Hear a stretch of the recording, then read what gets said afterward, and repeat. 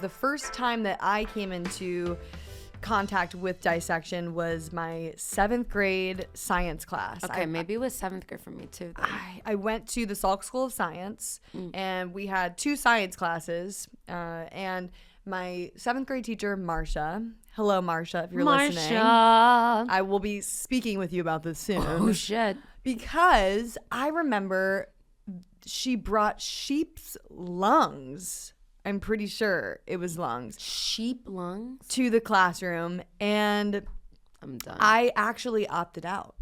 Good for you. The thought of it so deeply disturbed me that I did opt out, and I'm glad that she made it known that we had the choice to opt out. And now knowing what I know today, there are way better models that exist that I could have used instead. But the point is that it was a pretty traumatic experience, and it goes back to the fact that, like, from the very beginning I had a compassion, a vegan heart for the animals without even knowing it. Right. I didn't realize that correlation either. No. But it's like, it's so sad that a lot of kids may have had that intuition as well, but weren't as outspoken as we were and have always been, and like just get brainwashed continuously to not feel. So my first fact is that frogs are not the only animals, or sheeps are not the only animals that are used for dissection. There's over 170 species of animals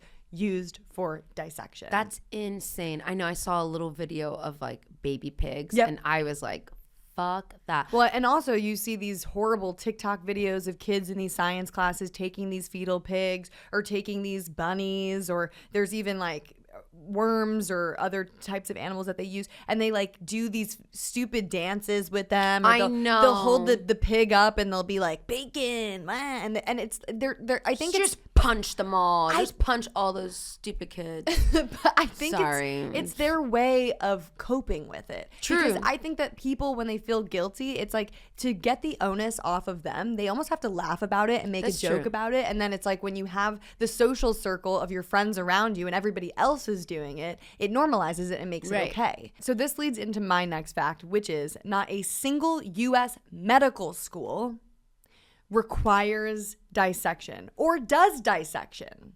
So then why the fuck? Why are children in middle school and high school dissecting animals? That's so weird. It's like, who are the psychos? Here you go.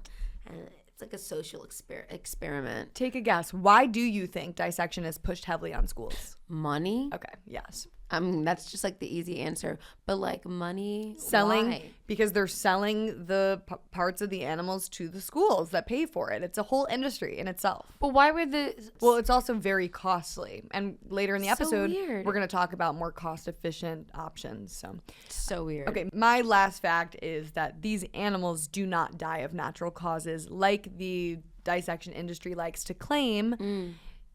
Most of them, the vast majority of them, are taken from the wild and brought to places where they're killed through various different tactics: gassing, electrocution, drowning. Yikes. Horrible deaths. For dissection? Yes. And with some of the animals that they take from the wild, they will use and breed. And online I was reading that, like, not only is this an animal cruelty issue, it also poses human health risks, because when they kill them, they put them in toxic chemicals and formaldehyde. Yikes. But also, it's an environmental problem, because when they take these animals from the wild, they're disrupting the ecosystem. Makes no sense. It makes absolutely no sense. No. So let's kind of go into the history of dissection, because I found this pretty interesting over the years, how there has been pushback from certain groups throughout history. But of course, there were people that did it and were able to do it. So back in the day, dissection, it becomes the leading method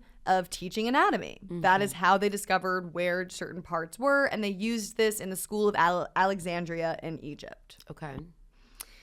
Fast forward, you're in the Middle Ages now, and the dissection of human cadavers was considered. They were starting to use it because they wanted to figure out where certain parts human were. bodies, right? Yeah. But in the Middle Ages, people were very against it, and partly I think it had to do with the church, and people were against and like. Well, they were against science and advancement in science, so the church banned human cadavers being used in dissection. You know what? Purposes. Yeah. Honestly, like at this moment in my life, I'm like, that may have been a great idea to just ban science.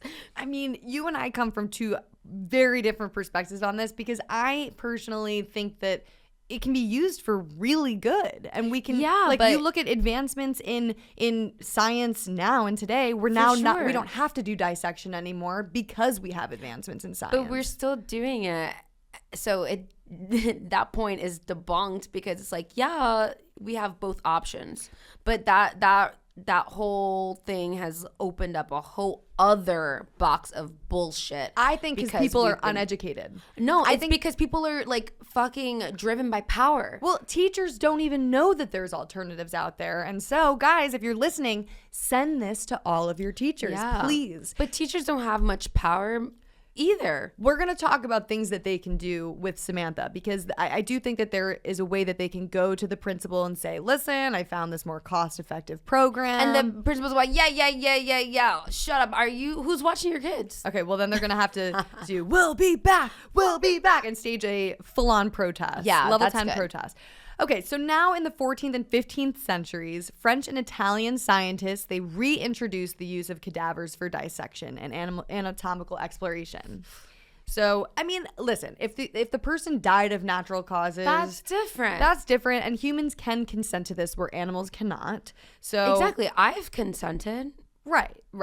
There was a problem though where people were robbing graves. Yes. To sell the bodies for scientific experiments. And there's this one story of this poor young boy whose mother died, and he was leaving the funeral. He was poor young boy driving away in the car. This is now fast forward into the 1900s when cars existed. And he sees his mother waving to him from another car.